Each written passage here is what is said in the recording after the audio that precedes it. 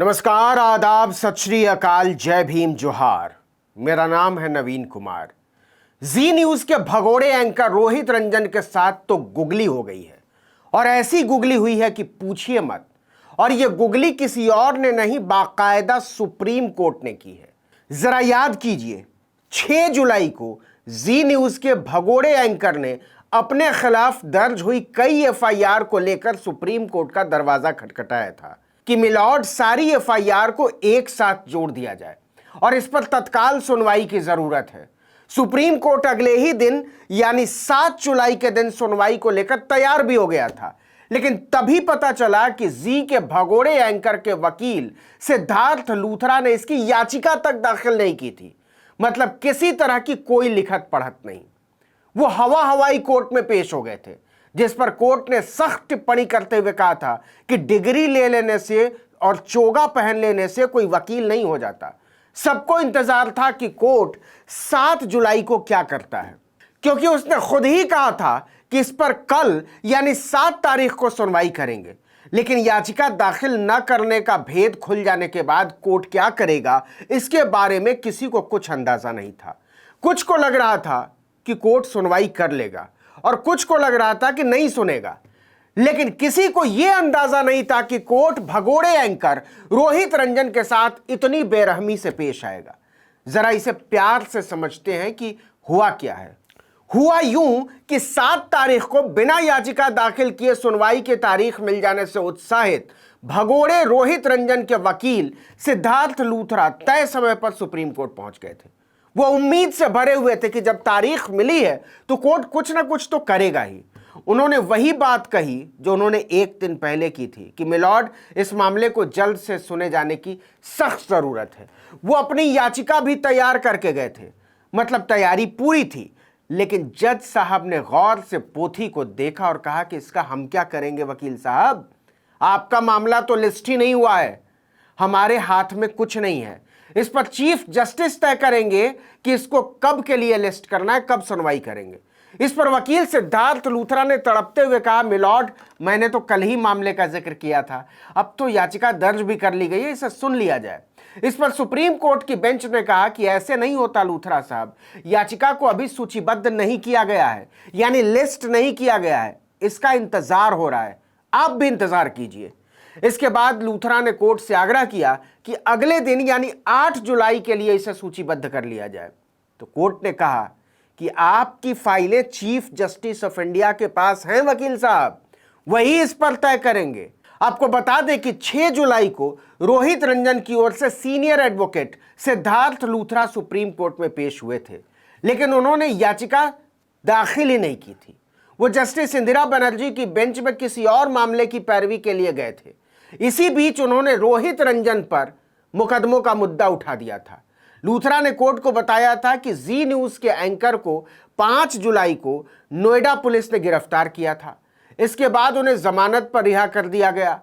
उनके शो में एक गलती चली गई थी, अब छत्तीसगढ़ पुलिस उन्हें उसी मामले में गिरफ्तार करना चाहती है। इस पर जल्द सुनवाई हो, वरना उन्हें बार बार हिरासत में लिया जाएगा।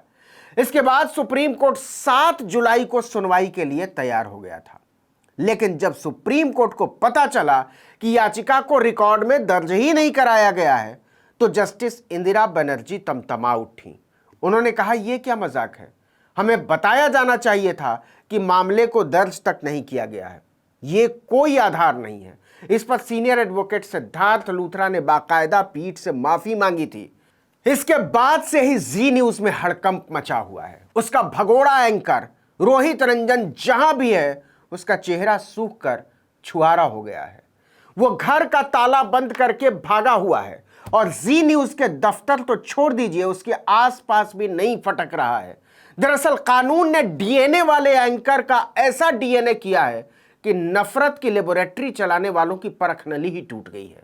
किसने सोचा था कि आए दिन मुसलमानों, किसानों और नौजवानों के खिलाफ फसाद का डीएनए तैयार करने वाले एक दिन जब फंसेंगे तो चोर की तरह भागते फिरेंगे। दरअसल राहुल गांधी के बयान वाले एक वीडियो को गलत तरीके से पेश करके जी न्यूज के एक शो में दिखाया गया था। इस शो को रोहित रंजन एंकर कर रहे थे। हमने एक वीडियो में आपको इसके बारे में बताया था हम आपको राहुल गांधी का वो बयान फिर से दिखाना चाहते हैं जिसमें वो उदयपुर हत्याकांड के आरोपियों को बच्चा बता रहे हैं। आज ये आपको तय करना है कि ये लोग बच्चे हैं या आतंकवादी हैं। ये सीधे सीधे गंदे इरादों से बनाई गई खबर थी। इसमें राहुल गांधी ने उन लड़कों को बच्चा कहा था जिन्होंने केरल के वायनाड में उनके दफ्तर में तोड़फोड़ की थी। They also children, so it's not fine. It's not a good thing to do. But they've acted in a irresponsible way. I don't have any anger or hostility towards them. They've done a silly thing, and so we should leave it at that. इसके बाद कांग्रेस कार्यकर्ताओं का गुस्सा फूट पड़ा। उन्होंने Noida film city में जी news के दफ्तर के बाहर प्रदर्शन भी किया था। रोहित रंजन और जी न्यूज के खिलाफ कई जगहों पर एफआईआर दर्ज करवाई गई थी 6 राज्यों में। जी न्यूज ने बाद में अपनी गलती मानते हुए इसके लिए माफी भी मांगी थी, लेकिन होशियारी से। उन्होंने कहा कि जो तोड़फोड़ में शामिल थे वो हमारे लिए बच्चों के समान ही है। यह खबर कल हमारे कार्यक्रम डीएनए में गलत संदर्भ में प्रसारित हो गई थी, जिसका हमें खेद है। लेकिन इससे बात बनी नहीं। एक एफआईआर पर एक्शन लेते हुए छत्तीसगढ़ की पुलिस जी न्यूज के एंकर रोहित रंजन को गिरफ्तार करने उनके घर गाजियाबाद पहुंच गई। लेकिन वहां यूपी पुलिस और छत्तीसगढ़ पुलिस दोनों आमने सामने आ गई, गुत्थम गुत्था हो गए। नोएडा पुलिस ने रोहित रंजन को गिरफ्तारी से बचाने के लिए एक मामले में अपनी हिरासत में ले लिया, लेकिन उसी दिन उन्हें जमानत पर छोड़ भी दिया गया।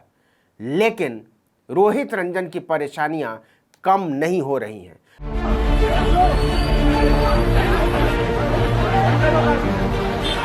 अपनी गिरफ्तारी के डर से फेक न्यूज फैलाने वाला देश के एक नामी चैनल का एंकर कानून के फंदों से भागता फिर रहा है।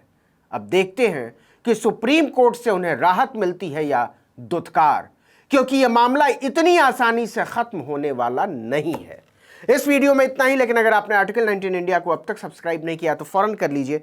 बेल आइकॉन दबाइए, घंटी जैसी आकृति, लाइक कीजिए और कमेंट करके बताइए हमारा वीडियो आपको कैसा लगा। यूट्यूब पर देख रहे हैं तो हमारे चैनल को सब्सक्राइब कर लीजिए, फेसबुक पर देख रहे हैं तो हमारे पेज को लाइक कर लीजिए, इंस्टाग्राम पर फॉलो कर लीजिए और हमारा ट्विटर हैंडल है आर्टिकल 19_इंडिया और मेरा ट्विटर हैंडल है नवीन जर्नलिस्ट, NAVIN जर्नलिस्ट। नमस्कार।